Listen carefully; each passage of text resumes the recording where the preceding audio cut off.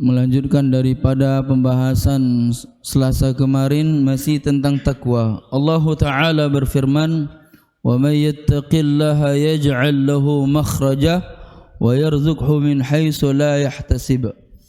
Di dalam kitab Nasaih Diniyah wal Wasaya Imaniyah dikatakan makna daripada "Wa may yattaqillaha yaj'al lahu makhraja" ay lil muttaqin laisa lahu nasab illa makhraj.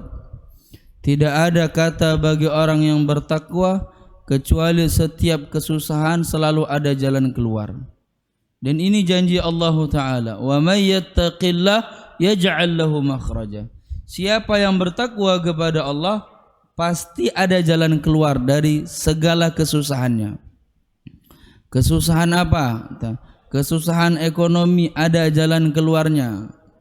Kesusahan dalam permasalahan di pekerjaan ada jalan keluarnya.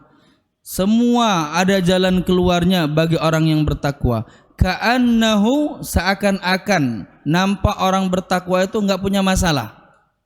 Orang bertakwa itu seperti enggak punya masalah. Kenapa? Karena selalu ada jalan keluar aslinya. Bukan enggak punya masalah, sama. Selagi dia makhluk hidup pasti dia mengalami permasalahan-permasalahan hidup. Akan tetapi janji Allah Ta'ala kepada hambanya yang bertakwa, yaj'al lahu makhraja. Allah jadikan baginya jalan keluar. Nah, kemudian yang kedua, wa yarzuqhu min haitsu la yahtasib. Allah Ta'ala anugerahkan kepada orang yang bertakwa ar-rizqu, rizqi la yahtasibu qablah, yang mana dia tidak perkirakan sebelumnya. Dia enggak tahu ini rezeki datang seketika, gitu ya. Tahu-tahu udah datang aja. Kita enggak memperkirakan bakal punya rumah, alhamdulillah punya rumah. Kita enggak memperkirakan sembuh dari sakit yang sudah menahun, alhamdulillah Allah kasih kesembuhan. Kita enggak memperkirakan kita dapat pekerjaan yang layak, karena sudah kesana kesini cari pekerjaan enggak dapat. Qadarullah, ada orang kasih pekerjaan dan itu enak. Ini rezeki yang kita enggak pernah sangka-sangka sebelumnya. Ketahuilah, bisa jadi rezeki yang kita dapatkan yang sebelumnya kita tidak perkirakan ini hasil daripada takwa kita kepada Allah. Maka kalau kita merujuk kepada apa yang dilakukan oleh aulia Allah wa salafun salihun, mereka para wali-wali Allah, mereka orang-orang terdahulu kita yang mereka dikategorikan orang yang saleh, idza kana lahu hajatun awin nas jaa ilaihi wa lahu hajatun, kalau mereka punya hajat kepada Allah atau orang datang kepada mereka punya hajat, shalla rakaatain, mereka salat 2 rakaat doa, Allah kabulkan hajat mereka. Begitu juga kalau ada orang datang ke ini ulama ini, datang ke wali ini, datang ke ini kekasih Allah ini, minta didoakan, Pak Kiai saya punya hajat dan lain sebagainya. Salat 2 rakaat, dia berdoa, Allah kabulkan hajatnya.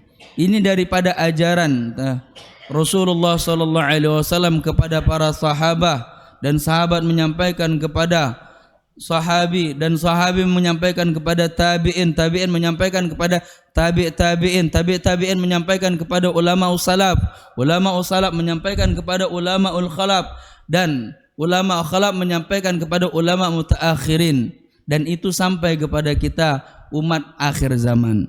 Nah, ini yang diajarkan. Kalau kita punya permasalahan-permasalahan dalam hidup atau kita punya hajat kepada Allah, maka tidak ada jalan keluarnya kecuali kita bertakwa kepada Allah. Dan simbol ketakwaan adalah salat. Maka dikatakan mahiyat taqwa, mahuwat taqwa. Apa itu takwa?